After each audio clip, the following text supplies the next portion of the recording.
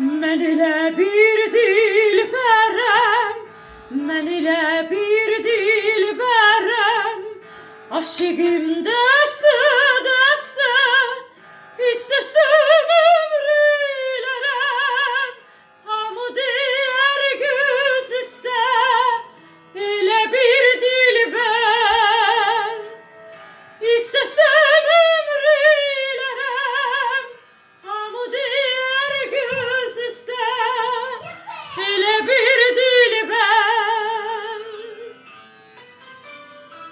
Bəh, bəh, sənət bu deyə.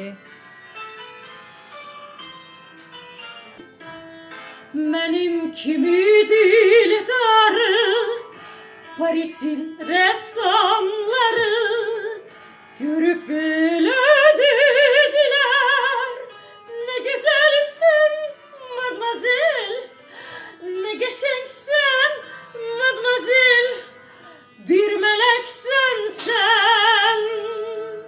Ne güzelsen madmazel, ne geçensen madmazel, bir meleksen sen.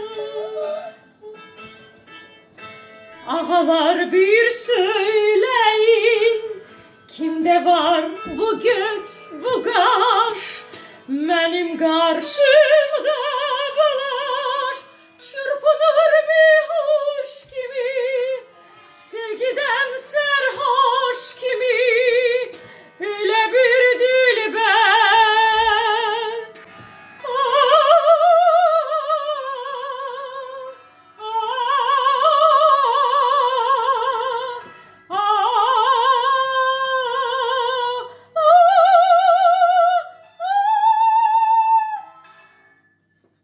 Eyvallah.